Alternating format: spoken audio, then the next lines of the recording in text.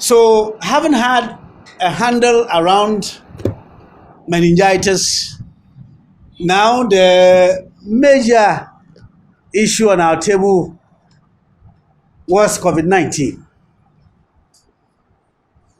We had updates from the director and the directorate relative to the entire structure of its coordination of its key thematic areas, how to operationalize the teams, and all of those.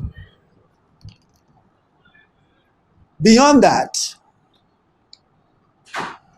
we had to meet to consider a number of matters that in the course of our discussions had also come up, i.e., where to designate as quarantine areas, holding areas, the role of MMDCs and education directors and all other stakeholders. Not to leave out that the directorate itself had done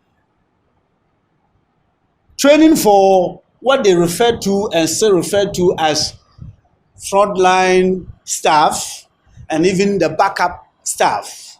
And for the entire region, they trained over 320 personnel. And so every district as we speak, every one single district in the region as we speak, they all have the frontline persons who have been taken through the rudiments of what to do if they were ever confronted with the disease. And here again, I pat you, Director, and your able lieutenants on the back for what you've done so far. Again, the Directorate came up with holding centers and quarantine areas and treatment centers for the entire region. Initially, we began with 3 areas, i.e. the Cape Coast Teaching Hospital, which had already even been designated from national. So in addition to that, we had Dunkwa Onofin Hospital, and then we had Ejumako Eyenesiam Hospital, District Hospital. But as of our last meeting, additions had been made, and these are Cape Coast District Hospital, and then also another one, trauma and specialist hospital in Winneba. So in the region, we have 5 treatment centers, but every district at least 1, 2, or in some cases 3 of quarantine areas and holding centers, every district. Beyond that also, looking forward, that we do not have to sit until we have a huge load on our hands. We were to scout to have places which could serve temporarily as holding centers.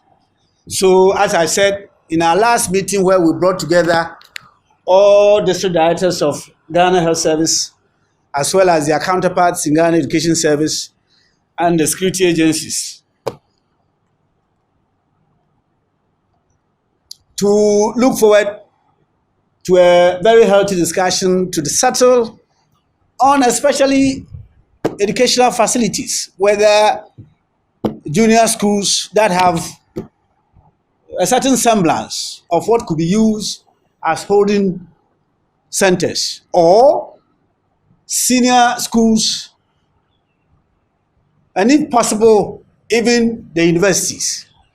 Apparently, whilst we were thinking along those lines, information came at the meeting that the Ministry of Local Government Rural Development had already sent a memo to all the districts. And so the districts had already designated places as holding centers. So that even made our work easier. So as we speak, beyond what the Directorate, the Ghana Health Service Directorate had done, we now have a whole list also from the districts which now serve as holding centers, all in the bosom of the Regional Health Directorate. In terms of logistics, it is relative, but our understanding as members of the Public Health Emergency Management Committee is that these are equipment that are disposable. So you may send a chunk to them today. So if your thinking was that, oh, it was a chunk, and that enough had been sent there, then you may be mistaken that they are used and disposed of. They are used and disposed of. So the language is that it has to be a continuous stream. The facilities must, on daily basis, they must have it. Because when the professionals come, they wear them, and once they have worn them, they no more serve useful ends and must be disposed of. But on that leg, we have sent from the districts assemblies. They have done in their own small way a lot of presentation of some of these equipment, even if it did not necessarily go to the health facilities. There are individuals who also have done presentations to some of these health facilities. But the main government line has gone through the regional directorate. And from them, they have also dispatched these equipment to the districts. At our last meeting, it came up that at least for what was brought in from Accra, the hospitals were supplied and the polyclinics were also supplied. That they intend to go further down to the health centers and if possible to the CHIPS compounds. As we all know, government is in the serious engagement of procuring more of these equipment for onward delivery to the regions and to the districts. As I've already indicated, these equipments are used on continuous basis and must be replenished on continuous basis. But I'm aware that as we make progress, they will be filled up. But I cannot say this and also forget just 2-3 days ago, a tour by the regional director and her team to some of these treatment centers where a medical professional, I'm sure a midwife, a nurse, has developed this overall, or how is it called? With a cover up. And if you look at it, you will not even say this is homemade. That is one that had come from elsewhere. Necessity is the mother of invention. And I, on seeing it, have given thumbs up. We may have to quickly move and encourage production on bigger quantities. And I've never been told that it is not fit for purpose, because in the pictures that I've seen, the nurses were in it and were using it for their routine activities. So the coordinating council and the assembly will look in that direction and see how we can collaborate with this nurse to be able to do mass production. So friends from the media, by way of an update, this is how far as the Public Health Emergency Management Committee, how far we have come. But as I indicated from the beginning, there are some new developments. And at this point, I would defer to the regional director to, if in my update I left some out, to add, and then to usher us into this new development. Director, we are in your hands. Thank you very much. So, early this morning, I received a message from the CEO of Cape Coast Teaching Hospital that they have identified a case that has been confirmed. Thereafter, I received a message from Ghana Health Service Surveillance Department sending me the reports, the case-based reports, and then the positive confirming a case of a Ghanaian who traveled to UK and came into the country about 2 weeks ago and was having some symptoms. He called friends at Cape Coast Teaching Hospital, a doctor, and then he went with another health personnel. They went and took the specimen and sent to Luguchi, and the results came out as positive. So early this morning, as soon as we got to the office, we held an emergency meeting.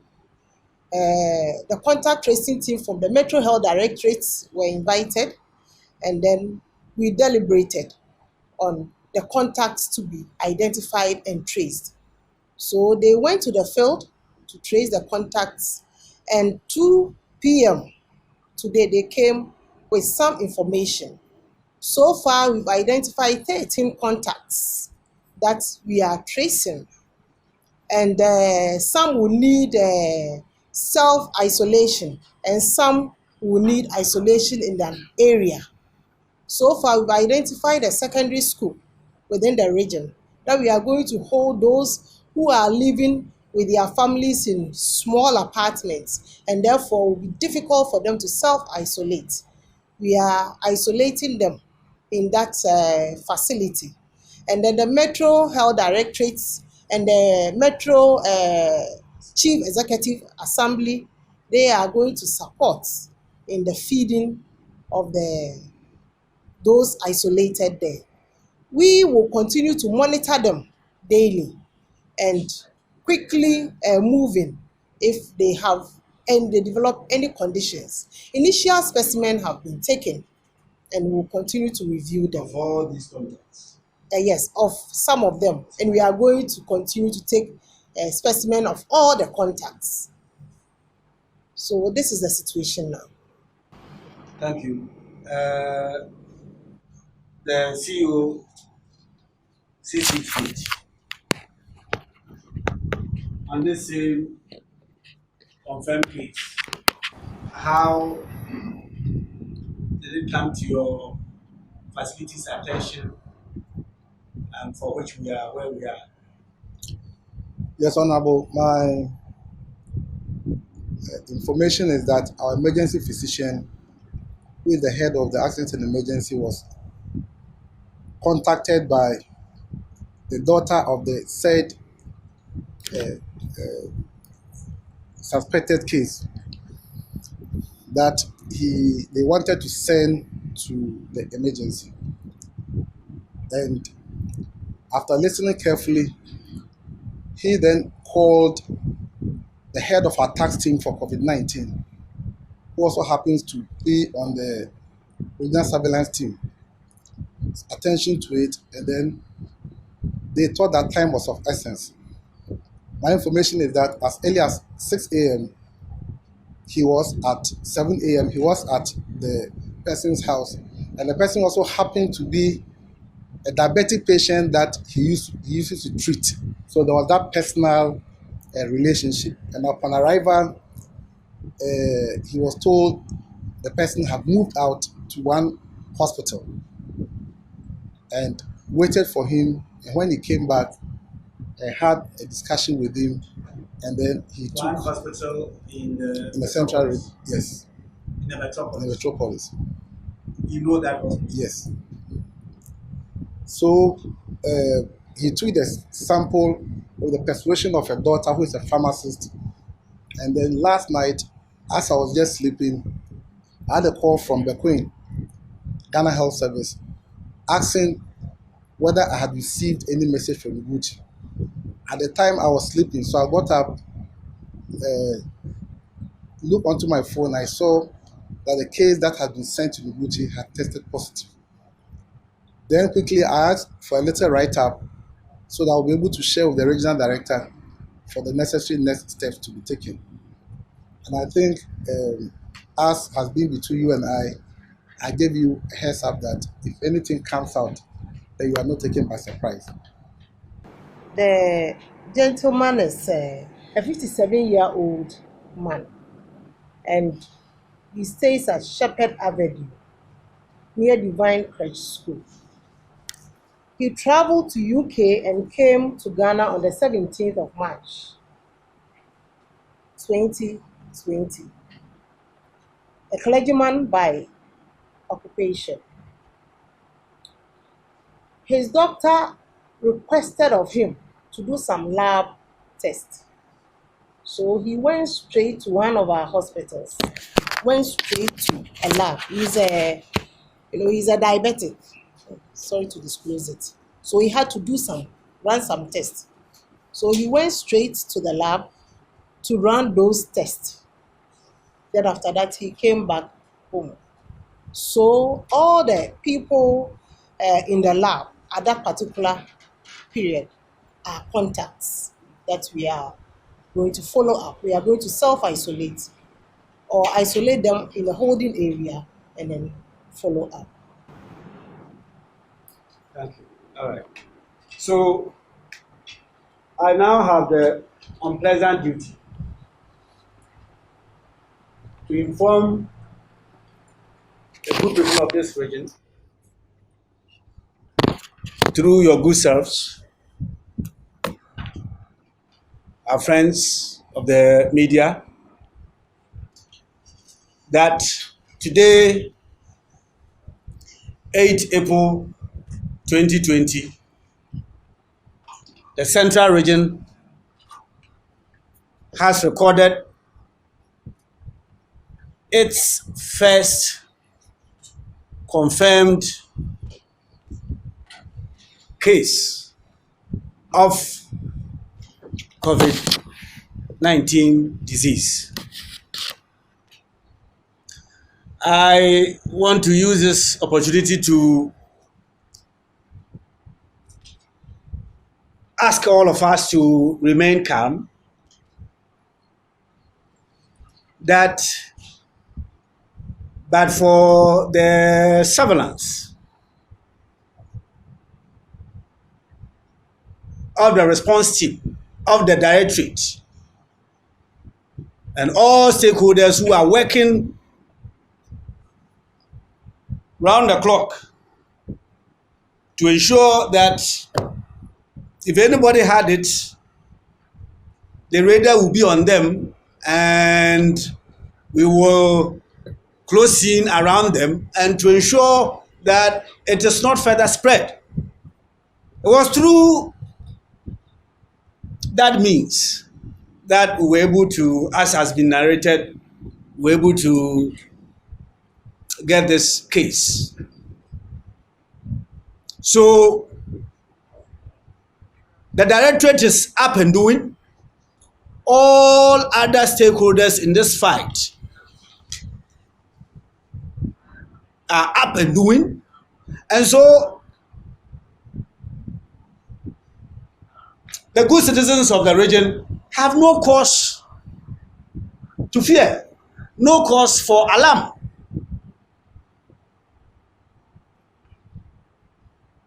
That we at the Coordinating Council and at the 22 MMDAs,